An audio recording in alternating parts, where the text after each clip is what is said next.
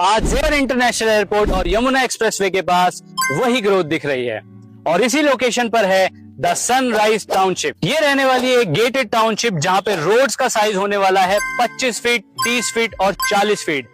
इतने wide roads और gated township मिलेगी सिर्फ द सनराइज टाउनशिप में।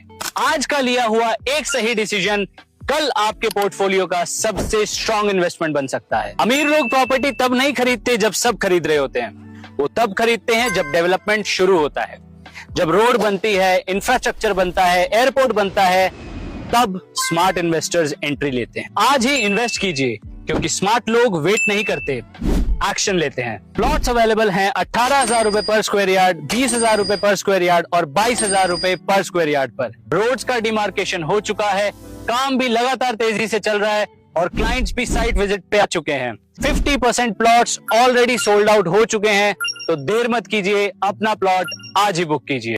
आज जेवर इंटरनेशनल एयरपोर्ट और यमुना एक्सप्रेसवे के पास वही ग्रोथ दिख रही है और इसी लोकेशन पर है द सनराइज टाउनशिप। ये रहने वाली है एक गेटेड टाउनशिप जहां पे रोड्स का साइज होने वाला है 25 फीट, 30 फीट और 40 फीट। इतने वाइड रोड्स और गेटेड टाउनशिप मिलेगी सिर्फ द सनराइज टाउनशिप में।